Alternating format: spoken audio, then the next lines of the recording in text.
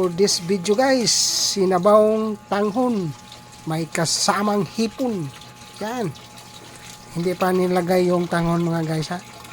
Yung muna, yung ang sangkap lang dyan, mayroong asin at saka bitsin lang. At saka lagyan natin ng tanghon para sabaw.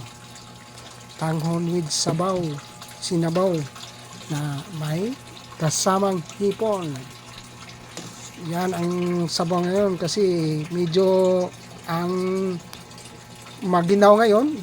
Ang ganda may sabaw. Yan, sabaw.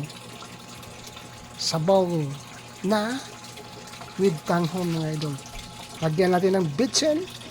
Bitsin, kaunting bitsin lang. Okay na yan. Lagyan natin ng gulay na repolyo para mas masarap yan. Yan idol.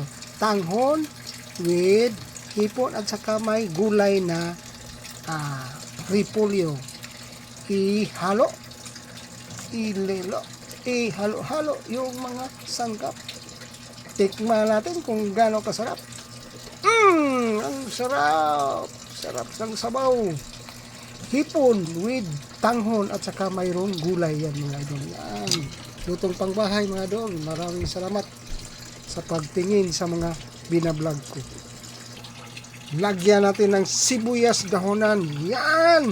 Sarap ng lutong pangbahay mga idol. Yun ang tanghon with hipon. May kasama pang gulay na repolyo. Yan. Lutong pangbahay mga idol. Maraming salamat po sa inyo sa pagtingin sa mga binablog ko. Lutong bahay. Lutong bahay po mga idol. Yan. Sarap ang sabaw. Masarap yung may sabaw. Ngayon kasi medyo maginaw. Sarap. Maraming salamat po sa inyo sa pagtingin sa mga binablog ko. And God bless po sa inyo lahat. And see you next time and God bless.